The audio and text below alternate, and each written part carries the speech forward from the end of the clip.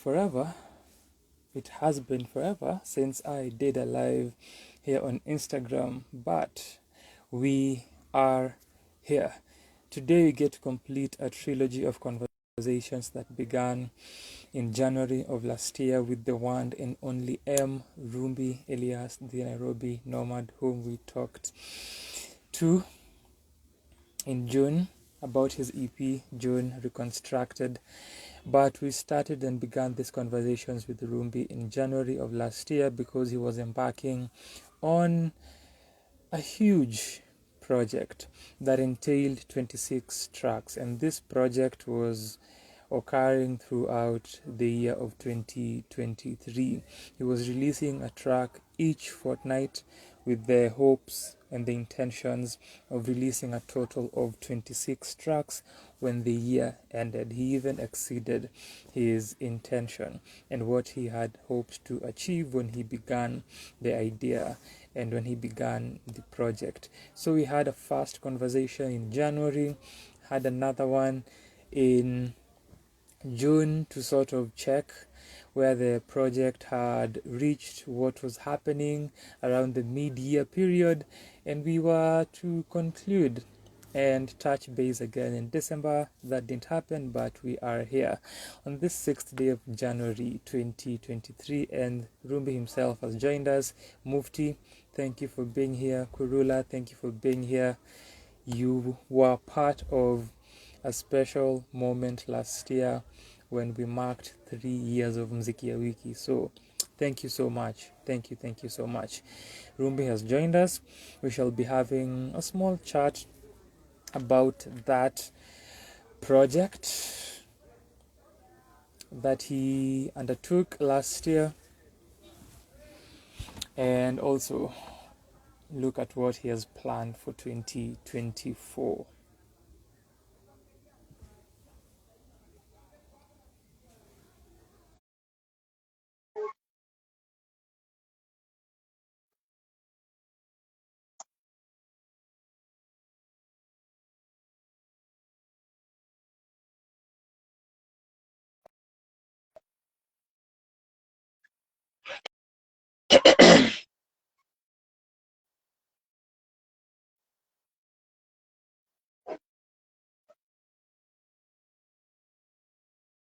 Rumbi, I have sent the invite. There we go.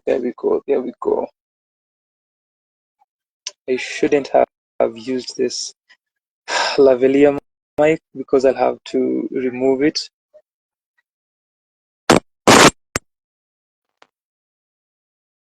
Hope it doesn't distort the audio. I even forgot about that.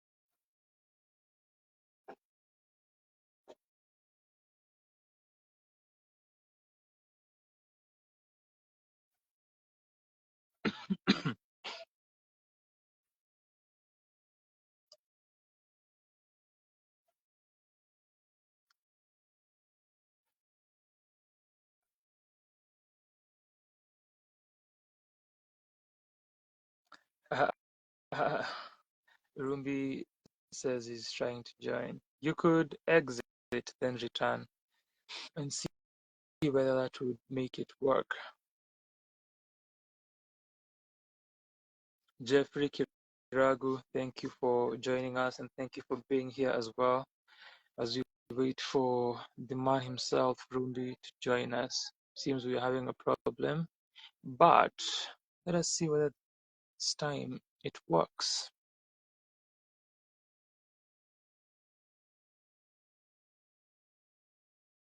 So I'm assuming that you are hearing me clearly, since you haven't complained or said anything. That is to Khwerula and Mufti. Yeah. Let's do this again.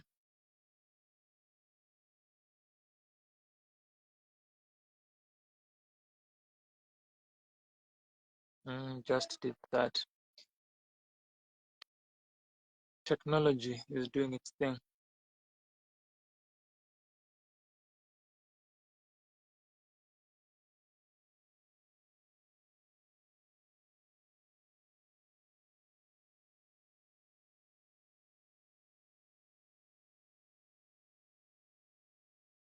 Okay, Rumbi says I'll exit again. Please send request when I do. Okay, let's see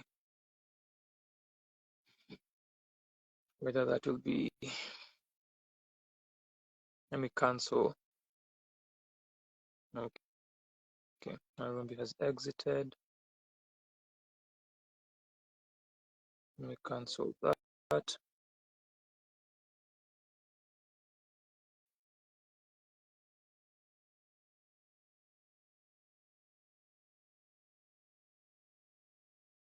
Let us see whether this works this time.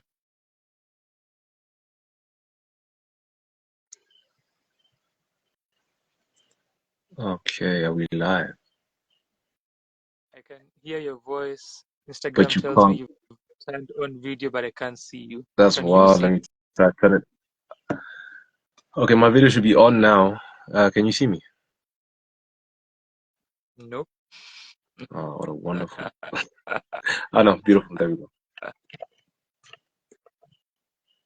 Can you see the both of us I on your screen? can, unfortunately, I cannot see you. I can see myself. So it's the same thing on my end. I'm not able to see Yeah, just try. I you. tried to turn around the camera. Apparently, that was a problem on my end. Like, front camera, back camera vibes. Okay, let's see. And you people are joining, so you are in the session. Ah, people, as you. Oh, invitation expired. Hi, guys. Welcome to this wonderful, wonderful chat I'm going to have with the man, the legend himself, industry giant, A&I representative. Really, you know. No, I love these chats, man. I really do. Like, I look forward to them. Like, I'm like, oh, I feel like I use them as a marker. And you're very much like, maybe I'm speaking hype now, but you'll see, like a living legend soon to see. So, The founders of this EA so wave that we keep on talking about. for those who are joining, are you able to see the both of us? If they can, we can just actually do this without seeing each other. We've done this before. We're not new to this. We can push. Let's hear what they say. Let's see what Guys, they can you say. see Can both can of us? you One of see? us. Can you see Rumbi? Can you see me? Or are you seeing one of us? Just clarify that both of you are legends. Someone says, "Oh, so they can see both of us." Interesting. I Okay. can Yeah, only see myself on my end. I can also only see myself, but Ah, it's fine. Like, so yeah, they say we can see you both. So this will be interesting because we can hear each other, but we cannot see each other. it's basically a Let phone me call. see. Let's go. Let me let me actually see if I can see you on my PC. Let me see. That would Let be me see. crazy. I can cheat. Let me see if I can cheat. Yes, I can see you. I can see you as well. I mean, there's a bit of a lag, but I can see. That's crazy. Yeah. It's better to see your face. How are you, Rumbi? Ukoaje? I'm I'm good, my man. How are you? Happy New Year. I am doing well. You are spreading some rumors that I am a legend. Tell me more. No, let me keep it going. No, the man, the legend you see in front of him, I can only see myself for now, is a music critique, but I think like the impact and the consistency that he has had on our local scene, and I think to a large extent also now the East African scene, is one to be admired, Like I don't see as many people doing what you're doing with the quality and like with the depth, you actually listen to the music. So shout out. Guys, a legend.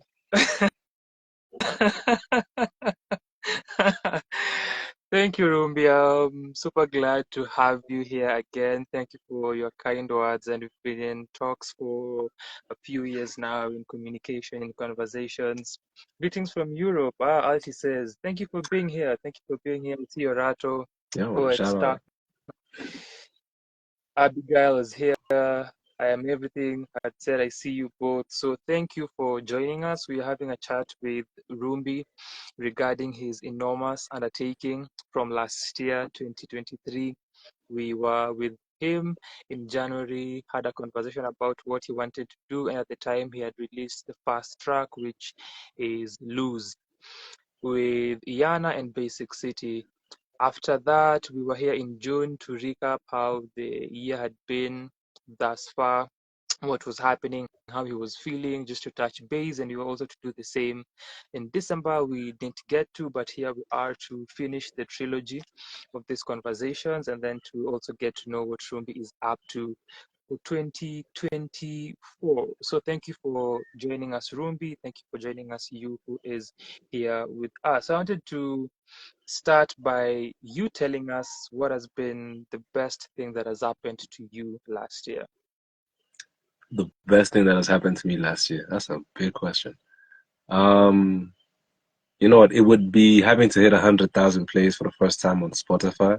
That was crazy. You know, like you see it coming, you see the numbers climbing, but when it actually crossed, I was like, "Yo, I'm doing something right." How did that make you feel? It was very affirming. I'm a songwriter, so I really want to feel like my songs are catching, or at least that my words mean something. And to see that a song has been played 100,000 plus times. I don't know. You could have two songs that are 50,000, and you could have one song that's 100, and the difference is around. And I feel like that's the difference right now. Where were most of your listeners from as far as Spotify Wrapped goes? Ooh, shout out to the +254 people from back home showing me nothing but love. Most of my listeners would be from Kenya. Yeah, that's interesting. That's interesting. And the reason I have asked is because I was reflecting on how the year has been for Kenyan musicians, Kenyan creatives, Kenyan singers and songwriters and rappers and artists generally. And I had a feeling that last year was one of the best years that Kenyan musicians, Kenyan singers and songwriters and artists had. So I wanted to know if you had a similar feeling or if that reflected on your end as far as listenership. I can definitely say in terms of listenership and reception, I can feel like a lot more love coming from just from like home. But yeah, like you said, like it's been an amazing year. 2023, we hit heights that I didn't expect us to ever hit as just musicians from the country, from the East African region. I mean, the color sessions, that was wild. And look now, fingers crossed we get a tiny desk in 5 years. That's what I'm looking at now. Quote Rumbi on that one. When it happens, come I back said to it this first. moment.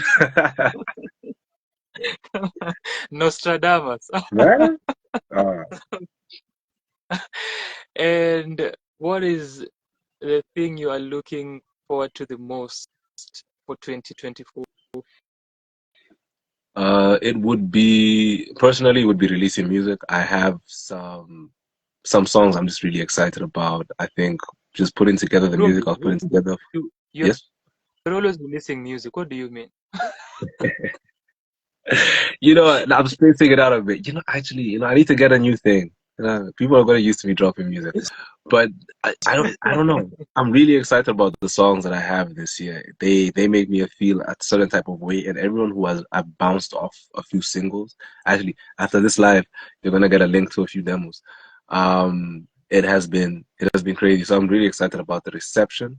But outside of music, I am picking up sketching. I'm picking up a few of my other art forms again, just trying to round myself out as an artist. So I'm hoping maybe like I want to try and get some of my photography because people don't know I used to do photography like in a gallery. See if I can do something with that. I was about to ask photography. I was literally about to ask that. So you're No, I mean doing something this year? yes. So I have like quite a bit of work that has just been sitting around on the internet. I used to do a lot of black and white portraiture and street photography. I don't know if you remember there were days of like IG meets in town. People used to go chasing the sun or the sunrise.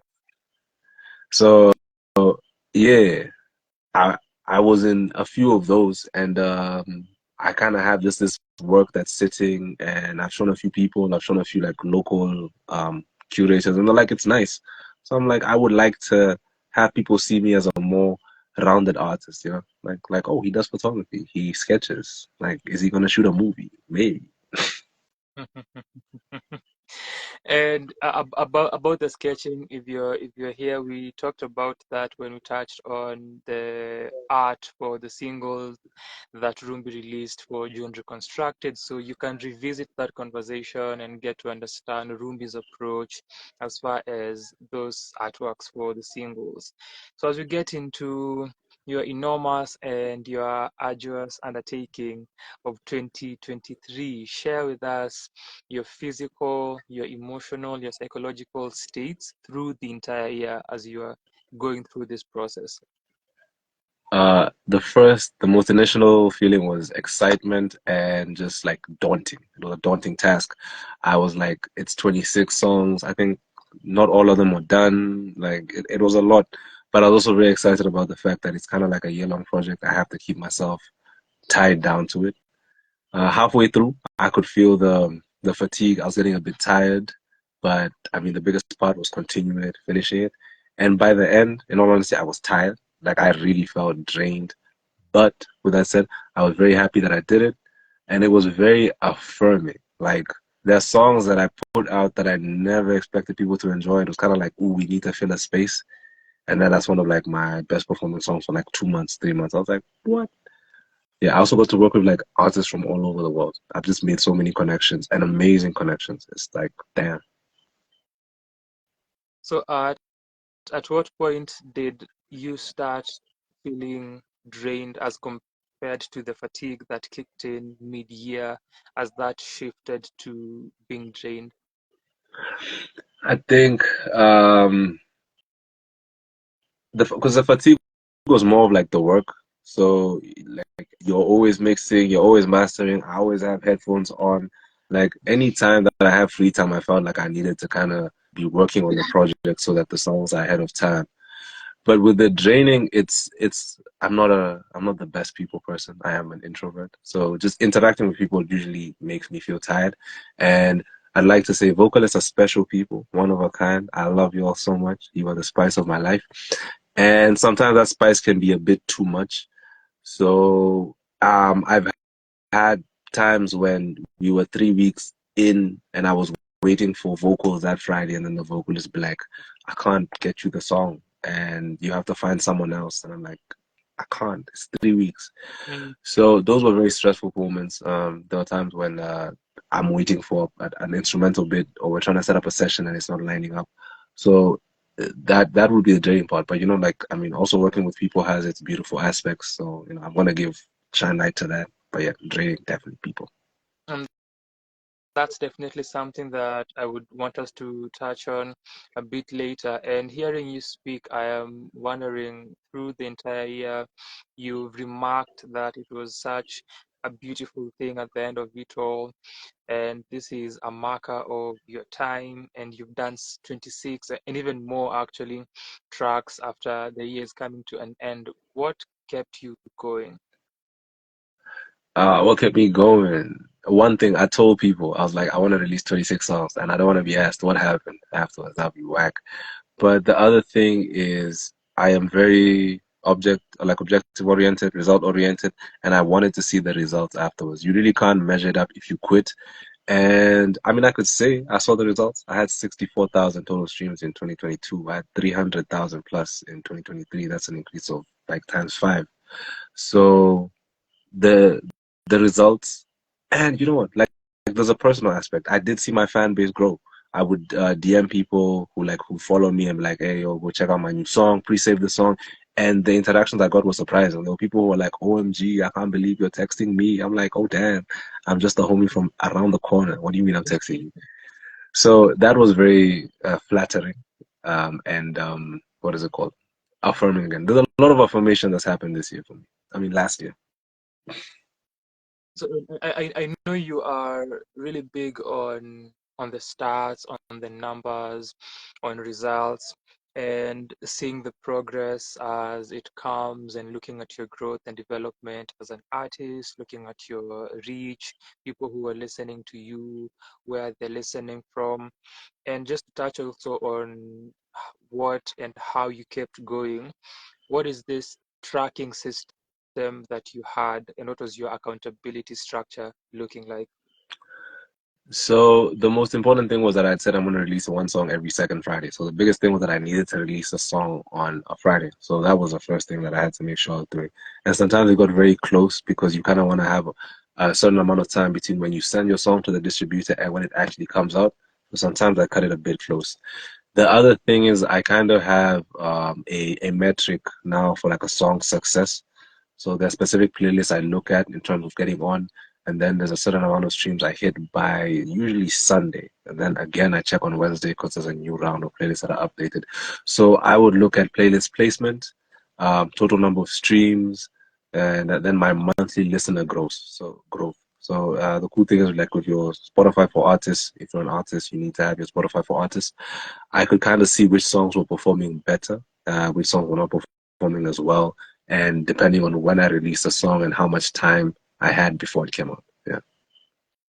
I remember you talked about you checking the stats and the performance of the tracks when we talked in June, and I am thinking, so when you do that, Friday you release the track, you check in on Sunday, Mm. then the following week or a Tuesday or a Wednesday, you've said that there are tracks that you are surprised performed well.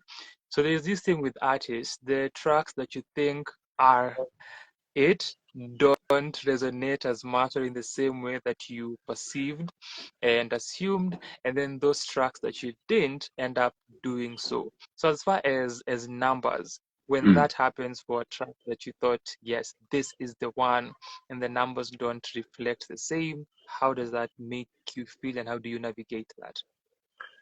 I mean, no one wants to not hit 100. No one wants to lose, and I guess I should actually. It's interesting that I think of it as losing, but a big extent is I have to kind of look at my process. You know, I look at the song. How long did I take before I released it? Who did I reach out to? The reality is that there are some sounds that won't perform well, no matter how well I think they will, because placement is an issue. I don't know how many songs I've had that with per se this year. Like almost everything did well, and anything that didn't do too well, I wasn't like, oh, surprised.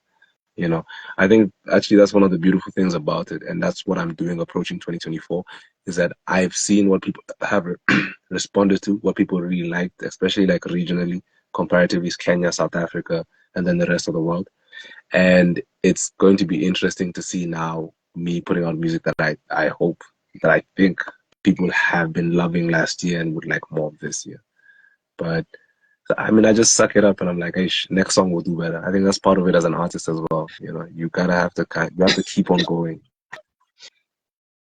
With the metrics and the stats and the numbers, and looking at what resonated, what did not, what kind of sounds people gravitated towards, how much of that audience influence are you allowing to inform your creative process moving forward?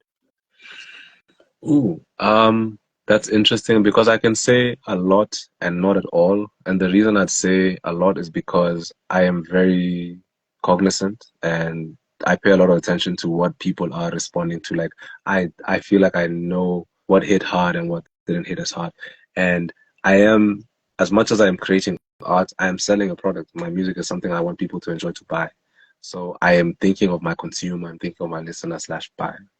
The other part is that the reason I say no is because I've kind of created a space where I have like aliases and I'm working with a lot of musicians and artists.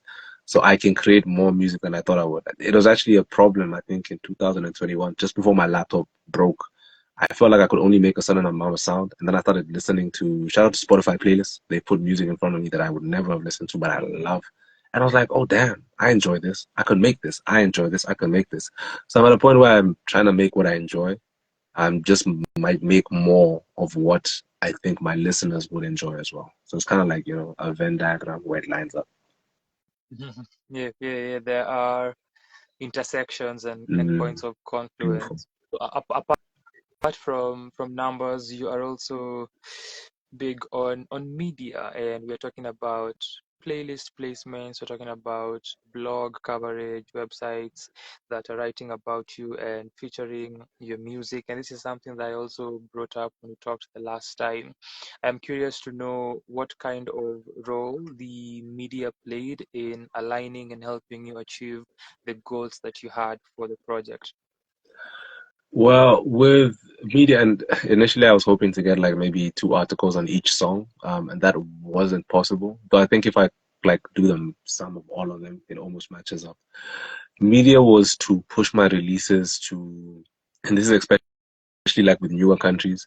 So like I would try and get more of an article in South Africa or in Germany, in UK than I would try to get in Kenya, just because I would like to expand my fan base. So that was the biggest thing, like just reaching new markets. But the other thing is it kind of acts as a, I don't know what the word is, but like press as an artist, as a creative, press is very important. It's almost like a cosign from the industry. It's like, oh, this person's song was so good that we put it in the newspaper or on our blog. So that's very much part of it. I was like to kind of co-sign the project to show that these are not just songs that I'm putting out. It's like this song was so good that this blog was like, we need to write a review on it, or this project was so dope that we need to look. Yeah, that was kind of what I was doing with the press. It was very much admin related, like Rumbi is doing a project, and we need to have markers throughout the year of like which, so like this song did so well, it's here. This song did well so well, it's here. Yeah. Your views on the significance and the role that media plays show how old you are. Oh man, are my gray hair showing as well? God damn. The I'd like to source, hear your opinion now. I'd like to hear your opinion, sir. what does Biggie say? Wanted to be. What's the line? Uh, on is it hypnotized or juicy? Wanted to be on the source. Is it the source? Maybe You have no idea, man. magazine. I'm just trying to get So it. I just want to be on the fader. I just want to be on the cover of the fader. Goddamn, double XL. yes.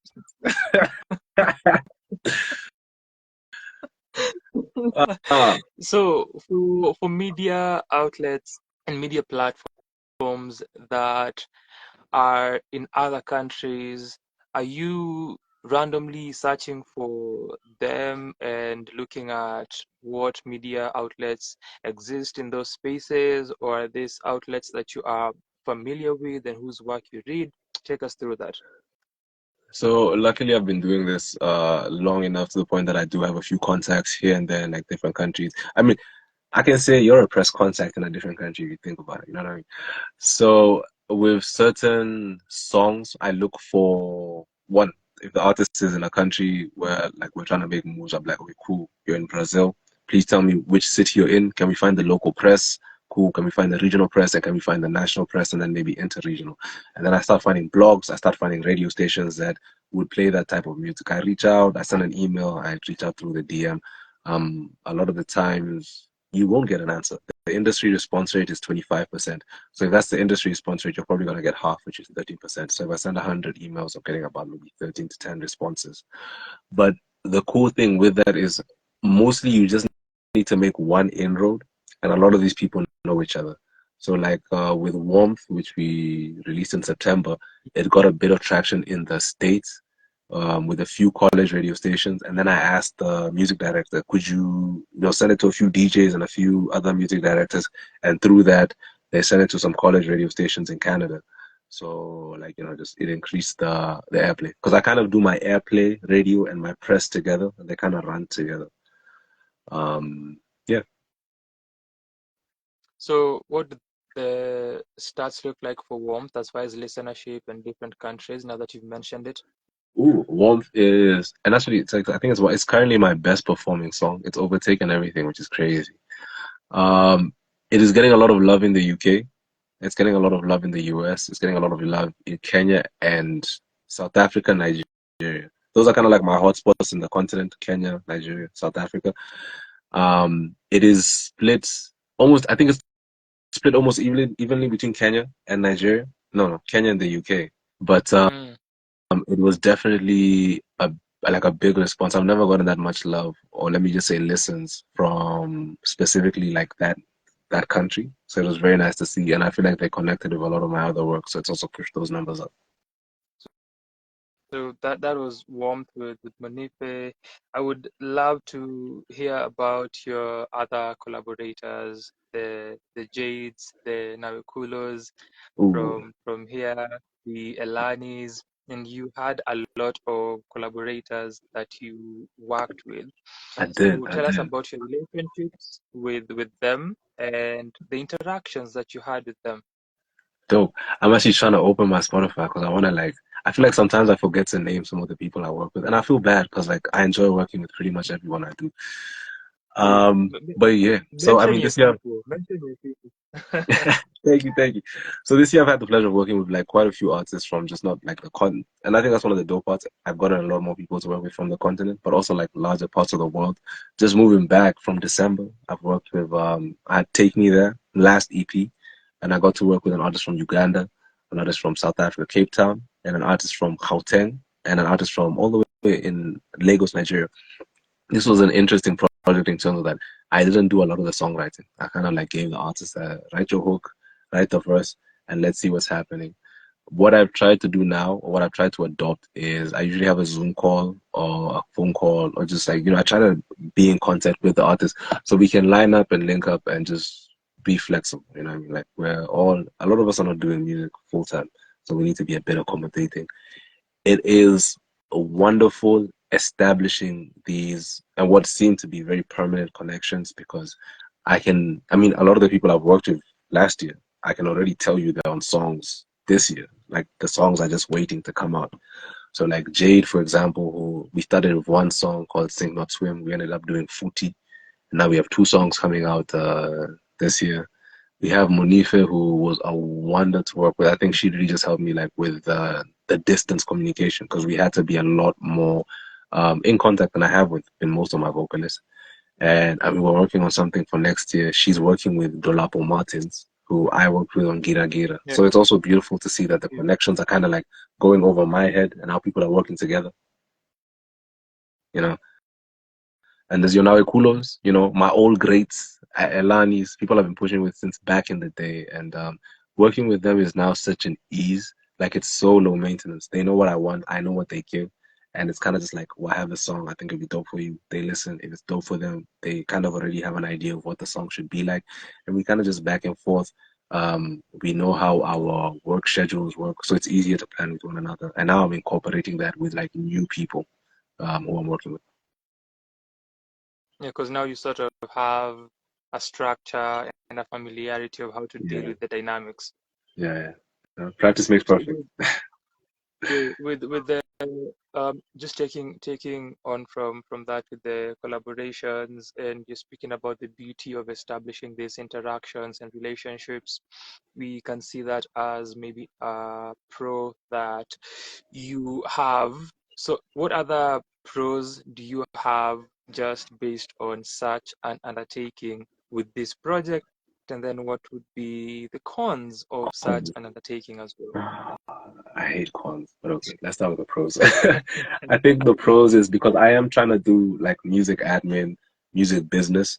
It has forced me to be a bit more vigorous, a bit more aggressive. I mean, a win I didn't mention, but like I got my song onto a radio station in South Africa, and this radio station is played in like it's clicks. So they have like over 2,000 branches, in the country and in like Namibian Mm. places. And then like my song might come up there. So like, small wins. But in order to get those type of things, I had to be a bit more aggressive about it. I had to make calls that I didn't want to make or I would feel uncomfortable making. I'd have to make emails. It has affirmed that I'm a songwriter. I think I have a better idea and structure when I'm approaching music. I think the fact that I did so many songs together got me into a space where I'm like, okay, no, it's a product, you just like sometimes you need to tick some boxes. Obviously there's feeling and inspiration, but I have a better structural idea of what I'm supposed to do when I'm trying to get a song, when I wanted to move people, when I wanted to dance, when I want people to dance, even though I don't make dance music. Maybe those are hints of what's coming. And cons, I would say it's tiring, it's consuming. Unfortunately, as artists, we can be emotive, and there can be one low point in the whole project that could almost like make the whole thing collapse, and that is tricky.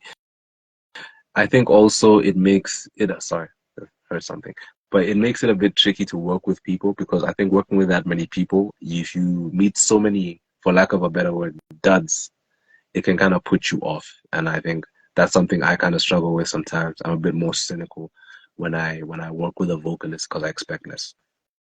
Mm. And speaking of low points, because my next question had to do also with that. Do you have specific highlights that came out of it, and maybe specific also low points that you experienced through last year? Definitely, definitely. I mean, one high was we released a song called Tame It, which was an instrumental track. Like it's an acid jazz track, and it just took off. And it's really cool because I would love to be a jazz musician one day. I'd love to be able to call myself a jazz musician, a jazz guitarist. I know it takes a lot of work. So the very fact that I was like playlisted on like an international jazz playlist, you know what I mean? I was like, oh shit, you know, that's amazing. That was definitely a highlight. It was nice to see I think my hip hop has always had a very ishy response. I've always felt like people wanted more R&B than they wanted rap. And at least I've felt a shift this year in terms of I feel like I've been able to morph my art form into something I still love and appreciate and still feel a lot of joy for, but it's still also appreciated by my listeners, which means I'm better at commodifying my product. Low points, there were some songs that I really wanted to come out and they were not able to because of one or two things with a vocalist. There's sometimes things I've had to bounce back and it can be very irritating in the moment. It Yeah. can be very disheartening. And, you know, it's a thing of like, you know, like it's one song to one person, but to myself, it's like I'm trying to do 26 songs. If you throw off one song, and it almost felt like it was nullifying everything I'd done before, like even if I'm 13 songs deep. So that was very tricky, I guess. But yeah, and I guess sometimes when a song doesn't do as well, it doesn't get the placements I hoped. Um, you know, you kind of feel like, you know, I'm doing so much. What am I doing wrong? Or what am I missing? What boxes am I not ticking? Yeah. I feel as if this conversation is such a blueprint, and You think so? because you were speaking earlier about my legend status. I in so many ways think that this undertaking and this project that you did will offer a blueprint and has a lot of gems and pointers for someone who would want to do such a thing, because it's not a commonality in our space, in our region, to see someone do it. I think rather last year, an artist who did such a consistent undertaking was Breeder LW. There was a period he was releasing a freestyle every week. Yeah. So I have always been curious to understand how such undertakings work in our context.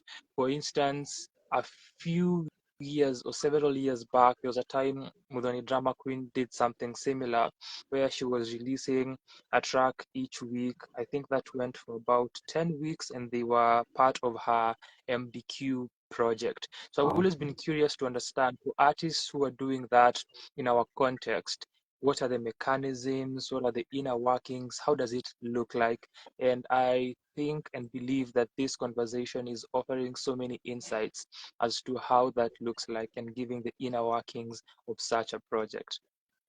And this is why I like talking to you, man. Like you always ask the right questions. You always bring out the golden nuggets. And look, if any artist would be willing to do it, I don't know if every week I couldn't do every week. Even I was like, I'm gonna quit every week. It doesn't have to be every 2 weeks. It could be every month.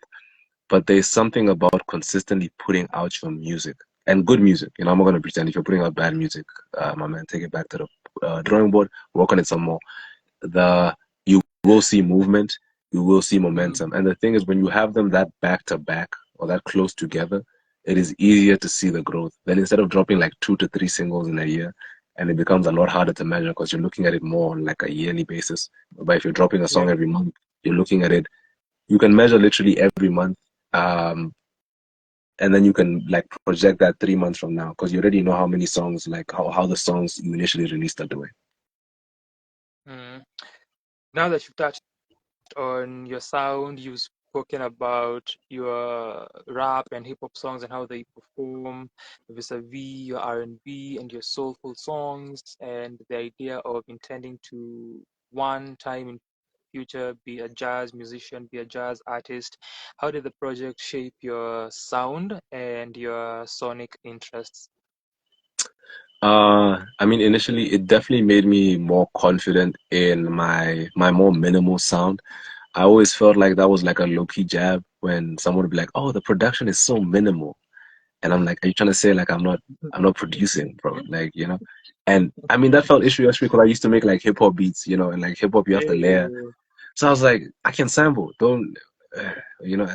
I mean, it's funny to also see like I do get what is the word like not confident in myself sometimes, but it's I saw how people were responding to that music and it was doing better than everything. And I was like, I mean, but people like this. People really enjoy this. I like making it. It makes, I think, out of all the music that I make, I feel that music the most, especially when I'm writing it. So, I mean, I leaned into that. My first EP for the year will be a 4-track EP of solely that type of sound, stripped down with guitar and just vocals and vocal layers. Um, I guess the other thing is it also helped me explore more into jazz, you know. We're playing around with this like that acid jazz song called Tame It. And I was like, ooh, first of all, I can do this as a guitarist. I've grown as a guitarist. I'm better. But also, I kind of have done music for a long enough time that if I listen to something, I can sit down with it and almost like dissect and like decide how to approach it. And it opened new doors for me in terms of what I want to do, like musically. I know I want to do like a hip hop type EP, but with like the Kitranada type of like Gold Link, upbeat, dance, house type of sound. And I don't think I would have gotten that in mind if I wasn't putting all this music together. Because you know, as you're putting the music together, you're trying different things. You're like, oh damn, that bass line sounds dope. I don't usually use it. Let me try and make something. And one of the things I try to do is that if I have a sound and I feel like it sounds very uniquely and very stand out by itself, I'll try to lean into that genre instead of trying to make it like an Rumbi sound. I'm like, ooh, this is sounding funky. Then let's go with funk. Yeah. And Lenstro earlier had actually agreed with your direction with wanting to explore dance music. They said yes to dance music, and you've spoken about that as well with the sounds that you're exploring and what you're experimenting with. You've also mentioned a lot of instrumental inspired, instrumental centric music. One of the songs that I enjoyed from what you released last year is Pushing 30, Raised in Purple. Thank you, Rumbi, my man. listen, just from the title, what? Hey, And that's the thing that since I knew you and started listening to your music, that's one aspect of your craft that I appreciate, your song titles. mm, Similar to the song you had with Jade, something about sunshine. uh, oh, is it Sunshine State of Mind? Yes. Yeah. Just looking at the song titles, Mm. so, but pushing 30 days in purple. So the title caught my attention, and then the music took it even further. And please use this chance to big up your South African people, tafadhali. You didn't mention them earlier. Big them up, big them up. I need to big up, you know, shout out because like we actually shot a live video for Pushing 30 Rates in Purple. It's on my YouTube and I'm playing with a South African guitarist slash pianist, like amazing dude called Cornelias Oliphant. So I'm gonna make sure like my South African artists and also listeners, man, get their love. You know, Jade Garish, Muluna the vocalist, Abelo Luvuyo. We have nothing but talent this side. Elani Boshoff, like, I mean, they treat me like a local. It's a good vibe all around. But I'm glad you like that song. I know this is how I know you're a connoisseur because it did not resonate as strongly as I expect. It did not resonate as strongly, but I was also of the mind that people were not expecting that type of song. And it's crazy because like I kind of want to do like a guitar instrumental EP next year inspired by Hermanos Guitares.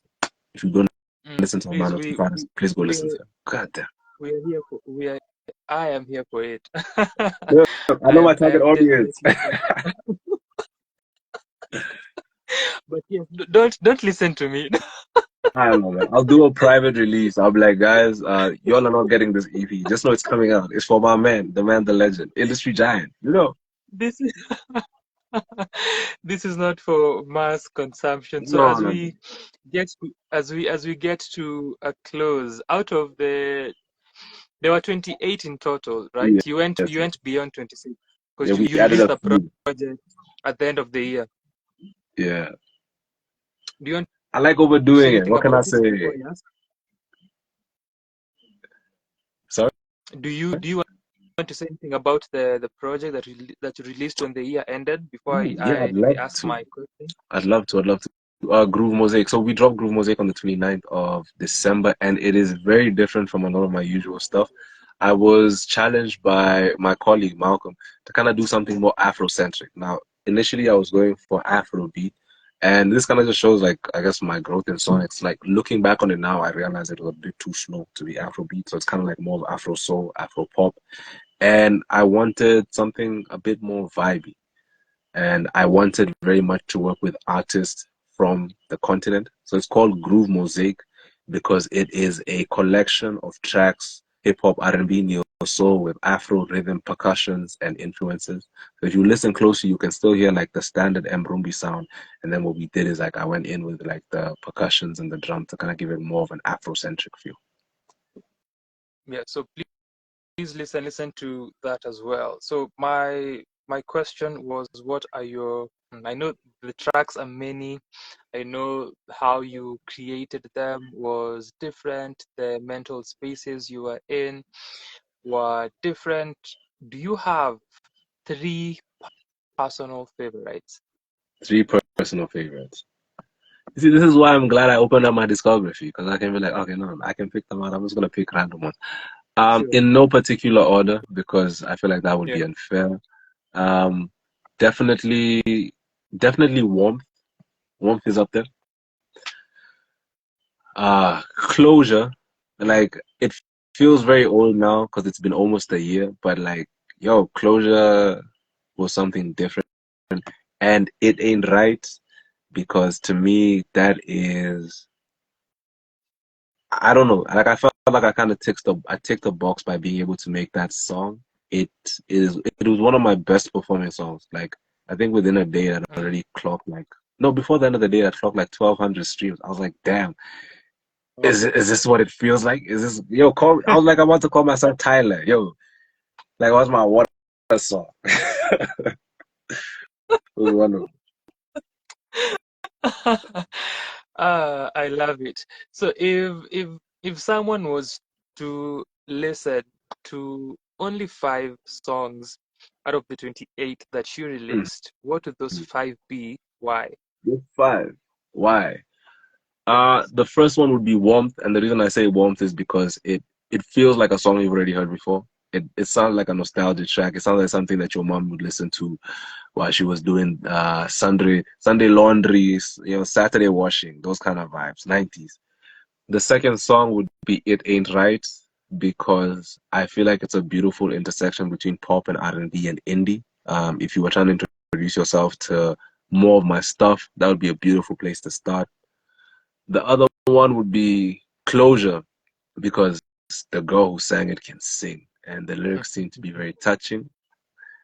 That's three. Four would be Gira Gira because that song is a vibe. Look, Dolapo No, is it a is, it is.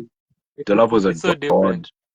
Like, and it's crazy because it was the first song I made in the whole EP. Like, I made it last year in August, and it Mm. was kind of just sitting. It almost went to a few other vocalists, and eventually, the homie reached out. He's like, I want to work on something. And yo, look, I think it's one of my favorites off the tape. And oof, last but not least, Tame It. Tame It. And I feel like if you want to understand Tame It, just be like the James Bond theme song, but funky. That's just like James Bond spy vibes, but funky. Mm. Like we had a lot of fun with that That's one. Like I enjoyed it like crazy. That's interesting. That's super interesting. I love how the tracks span through the entire year from different time periods, different months of your releases. So as Emotional we roller coaster. finish, yeah, as we finish this, if you have anything else to add, let us know. But I wanted to know, what are your plans for 2024? You've mentioned hip hop EP. You've mentioned getting more into dance kind of rhythms and music. You've mentioned an instrumental project. What else is lined up for Rumbi for 2024? So for 2024, and this was a conscious decision I made around August. I don't know why I'd be making these decisions in August, but I know the last time when I was thinking about doing the project in 2023 was around August. That's when I was putting the music together. I want to release 6 EPs, and each one of those EPs is going to be a different genre. So I'm going to drop one every second month, a single a month before. So like a single in January, EP in February, single in March, EP in April. And I'm very interested in seeing like just the response to it. Like I said, I want to do like different sounds. I want to do indie soul, and I want to do indie folk. I have an indie rock slash pop rock EP because I love the Red Hot Chili Peppers and Fall Out Boy, and people don't know this. So I'm being a lot more expressive with the stuff I like. I wanted there's a like a and like the hip hop K Tornado project is very exciting. So like there's a lot of music coming. We also with the company I'm in Ahadi, we're planning on working with a lot of artists. We want to go for quite a few festivals. We're hoping to maybe step out for a festival or two outside of the country. We'll see how that goes, fingers crossed. And I want to grow more as a person. Like I feel the need to be better, do better for myself. The work is a lot, and I need to be able to commit to the amount of work that needs to be done. I need to be on time, on the clock, professional, and that can be tedious and trying. So building up strength and ability to be the man I see. Are your other areas of life feeling the impact of music being this engaging and demanding for you? Yeah, I mean, most definitely, I feel like I disconnected from a lot of people last year, 2023. It's hard to want to chill when you feel like there's work. Also, like a lot of the times, what I'm thinking about is how good a song sounds. So I'm like, oh, if I'm with people, I want to like listen to my song. What does the song sound like? What are you feeling? Da, da, da, da. So yeah, it's crazy, yo. Oh man, like I'm glad I'm on the side where I'm asking because I would hate to know how people feel in case they get irritated. I'm lucky that I have people who are keen to listen to my music, but even I feel it sometimes. So it definitely pulled me into a shell of sorts. But I mean, sometimes you need time with yourself to better understand who you are. Like, I've been in South Africa for 7 years now. I'm not Mm. the same man I was when I landed here. So these No, for sure. quiet moments, even if it's a quiet year, are beautiful in that they allow you to connect, I mean, with yourself. With that said, I mean, I was still with a lot of good people. We still did a lot of good things, but I could Oh, definitely feel like, it has disappeared. You had disappeared for a while. yeah, it was more work oriented. Like I would pop up for a vibe, you know. I like to break a beer here and there now and then. But I mean, mostly I'd be in the house in my studio listening to music on my monitors to make sure it sounds beautiful when people get it. So is when you say you are seeking to work on yourself and on other things too, is that somewhere there or not necessary? Yeah, I would say it's definitely somewhere that I mean like work is not the end all be all. I mean unfortunately, and I love working. Like there's nothing as beautiful as being able to get up in the morning and like to have the ability strength to actually do something. Shout out to that. But especially in like my work circle of work, sometimes going to chill with people is unfortunately work, and that is a bit tedious for me. So I'm accepting the various expenses of like the career I'm in, and also leaning into the fact that I mean I can't. I don't know. Like you can have off days, but I feel like in entertainment, off days are taken a lot more seriously. You're gonna have to be like on all the time. So I'm trying to keep Yeah. on. Yeah. Okay. And we had actually answered Lansfro's question, which is on the screen. What does Mbrumbi have in store for us this year? So Nothing but good music. We And have shout out to Lensfro because she does a lot of my graphics. She actually did the visualizer, the lyric video for See Me. So Mhm. if you see a lot of graphics going on, it is the wonderful Lensfro. Hit her up for your projects. Thank you so much for tuning in. Rumbi, is there anything else you'd love to add? And this is the same Rumbi who has said he's trying to do other things outside of music, telling us there are 6 EPs and 6 singles. Don't put it like that, man. Don't put it like that. Ah, no, but I planned the EPs early. So that's actually what I'm excited about is that I think by Uh, mid-year I should be done producing and like recording, and it'll just kind of give me space to live a bit more, to be in the moment. Because I won't lie to you, like at the back of my mind for the whole of 2023, I was like, this song is not finished. Like we're chilling, but as a vocalist, I need to like hit up and be like, oh, where are my vocals?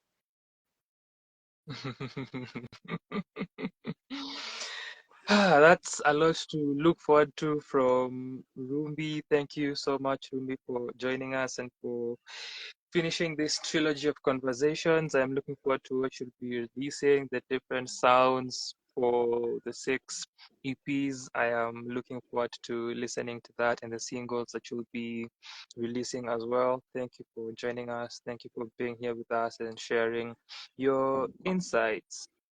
No, thank you very much, man. Thank you very much. Please, everyone, make sure you follow the man, the legend, like this upcoming industry giant, music critique.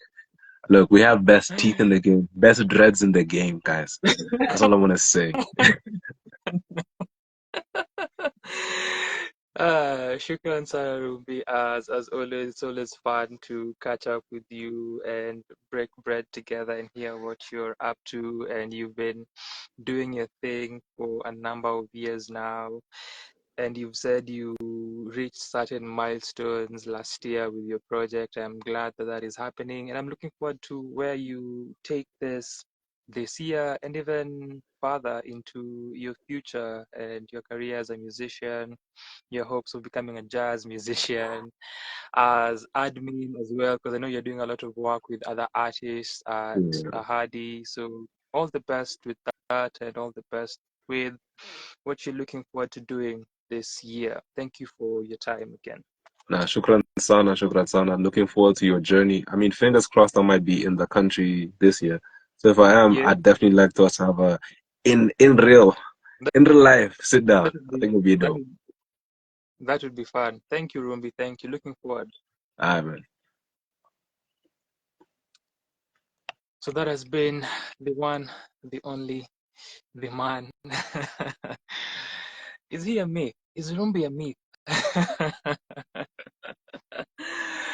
Shukran sana to Rumbi. Shukran sana to Lensfro for still being here. Shukran sana to Khwerula, that is Anne, for also joining us as well, and for staying all through since joining this session. Asante sana sana sana.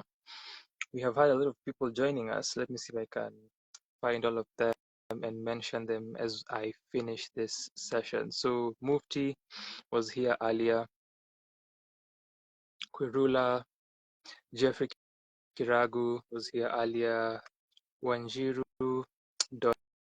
Ngothi or Ngothi, I hope I'm pronouncing that right. Pardon my error.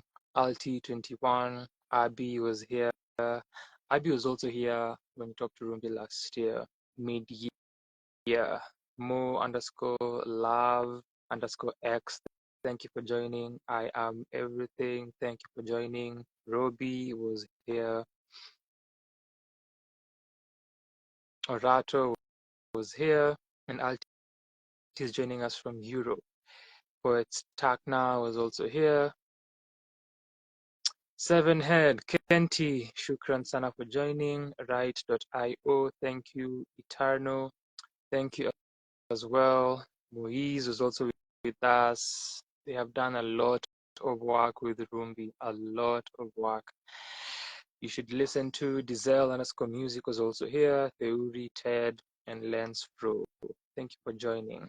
And Nthabeleng, hoping I have mentioned and pronounced that name correctly. And Mphalane was also here, and David, courtesy of Santuri, that's David Tinning, was also here. Simz Kulla. A lot of people have come through. This is so beautiful. Thank you so much for joining and for being part of this conversation. Until the next one, it's Natumi, and then Dr. Watarumbeta, and Mutsi was the last one. Thank you for your time. Thank you for joining. Check out our other conversations with Rumbi if you have not. They are amazing, amazing conversations. Asante for your time. Check out the music. Check out the 28 tracks that Rumbi released. It's a lot. It's a lot. And thank you for being here. Check out what I have done. I'm on my way to being a legend. So check out what I've done as early as now. Shukran sana for your time.